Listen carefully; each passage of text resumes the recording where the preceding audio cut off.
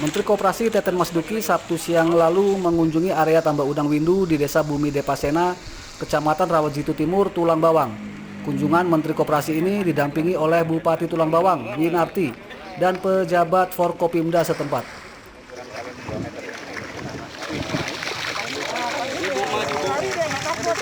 Lokasi tambak seluas 4.000 hektar ini akan dijadikan tambak berpenghasilan udang windu skala nasional oleh Presiden Joko Widodo. Pada kunjungannya ini, Menteri Koperasi Teten Mas Duki mengatakan akan menyalurkan pinjaman modal bagi petambak udang windu dengan sistem pinjaman kelompok sebagai bentuk pinjaman modal modern.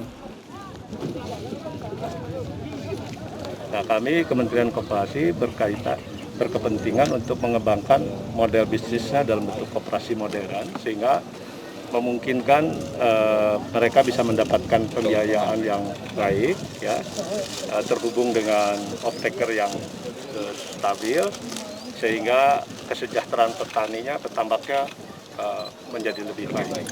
Untuk mendukung peningkatan ekonomi petambak udang windu, Bupati Winarti berharap kepada pemerintah pusat agar membantu memperbaiki jalan rusak menuju Depasena yang sudah terjadi sejak lama. Tahun 2021 ini hanya separuh dari BBM masuk sampai ke Gunung Tiga sepanjang 33,4 km dengan anggaran dari APBN itu 184 miliar dan Gunung Tiga ke sini. Tambak udang ex Depasena Tulang Bawang kondisinya mati suri setelah hubungan kerjasama pengelolaannya antara petani dengan perusahaan terhenti di tahun 90-an lalu. Para petambak udang mandiri kesulitan modal untuk budidaya udang windu. Mustaqim melaporkan dari Tulang Bawang.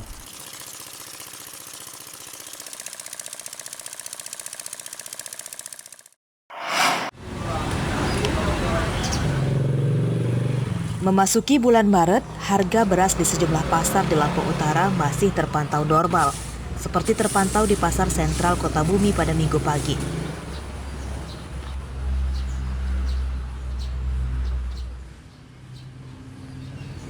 Harga beras kualitas biasa dijual di kisaran Rp8.500 per kilogramnya. Untuk beras kelas menengah dijual di kisaran antara 9 sampai dengan Rp10.000 per kilogramnya. Untuk beras kualitas baik atau kualitas premium dijual pedagang di kisaran Rp11.000 sampai dengan Rp12.000 per kilogramnya.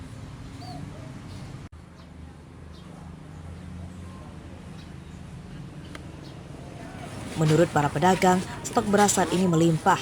Omset penjualan pedagang beras menurun dibandingkan dengan awal tahun lalu. Daya beli beras oleh masyarakat di pedagang pasar sedikit pasca mereka panen raya di bulan Februari. Para petani padi umumnya tidak menjual hasil panennya. Harga beras sendiri bagaimana, Om?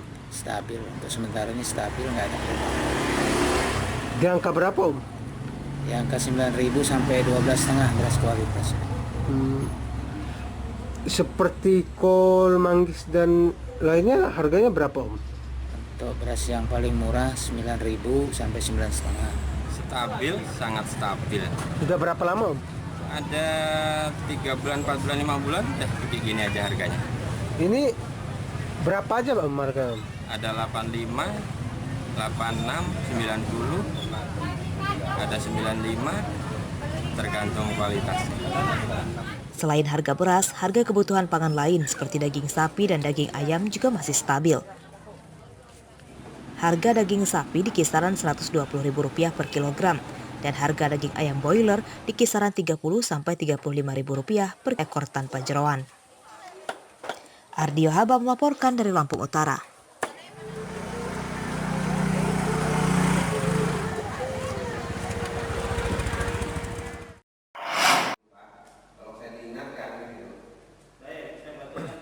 Sidang lanjutan kasus korupsi mantan Bupati Lampung Tengah Mustafa kembali digelar di ruang Bagirmanan Pengadilan Tindak Pidana Korupsi Tanjung Karang.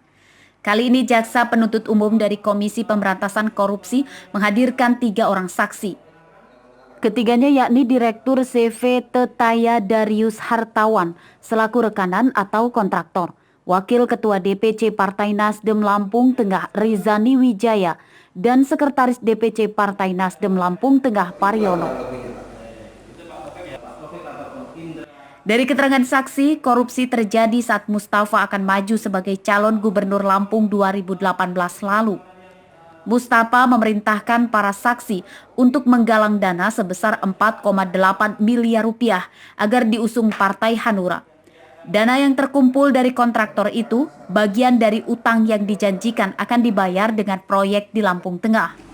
Nah, sampai di Bakahuni, kami istirahat sebentar sambil pesan makanan. Tidak lama dari situ, dari Partai Hanura itu datang, Bang Mahil bangun memindahkan uang sejumlah 3M dari mobilnya Bang Mahil ke mobil putusan dari Partai Hanura.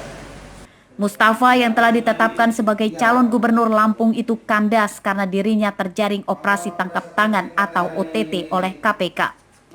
Setelah mendengarkan kesaksian ketiga orang itu, sidang secara online itu ditunda pekan depan dengan agenda masih mendengarkan keterangan saksi. Arsadi Saputra melaporkan dari Bandar Lampung.